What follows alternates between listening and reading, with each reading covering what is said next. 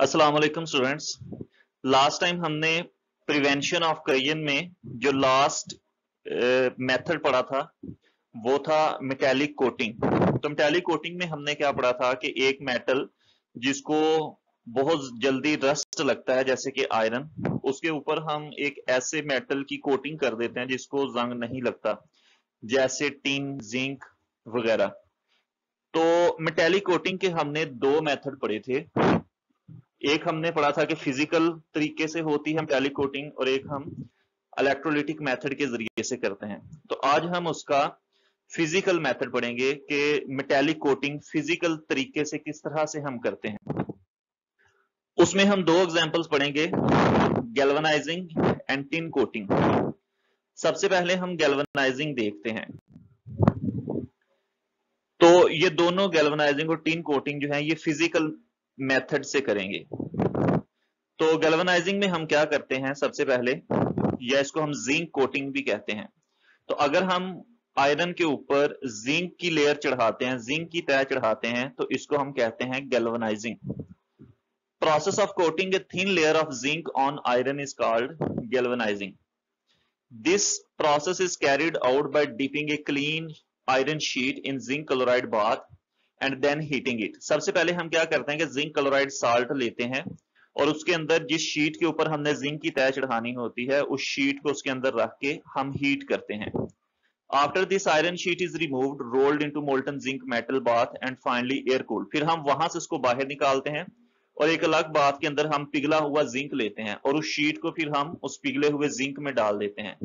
वहां से हम जब उसको बाहर निकालेंगे तो वो पिघला हुआ जिंक जो है वो इस आयरन की शीट के ऊपर लग जाएगा। बाद में हम उसको ठंडा कर लेंगे।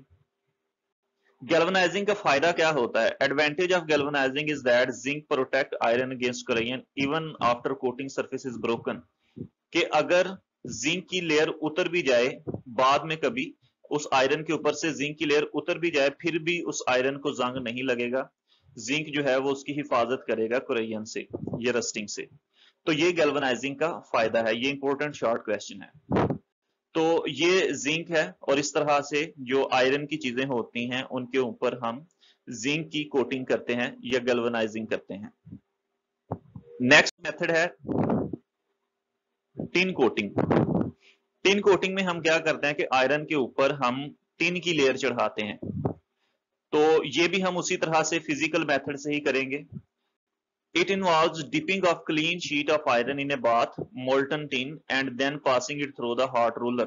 तो इसमें हम क्या करते हैं कि पिघला हुआ टिन लेते हैं और उसके अंदर उस आयरन की शीट को या उस चीज को जिसके ऊपर हमने टिन की तह चढ़ानी है उसको हम डबो देते हैं। फिर जब उसको हम बाहर निकालेंगे तो उसके ऊपर टिन की, पिघले हुए टिन की एक लेयर बन जाएगी। फिर उसको हम हार्ड रोलर में से गुजारते हैं, उसको स्मूथ करते हैं उसके ऊपर उस लेयर को। Such sheets are used in beverage and food cans. तो इसको मशरूबात वगैरह के अंदर या जो खाने पीने के जो कैंस होते हैं जिनके ऊपर चीजें, जिनमें चीजें होती हैं खाने पीने वाली, उनमें इसका इस्तेमाल करते हैं टीन पैक के तौर पे। The tin protect the iron only as long as it protect layer remains intact. इसका एक नुकसान ये है कि टीन जो है वो सिर्फ उस वक्त तक आयरन की हिफाजत करता है जब तक उसकी लेयर उसके ऊपर चढ़ी रहे।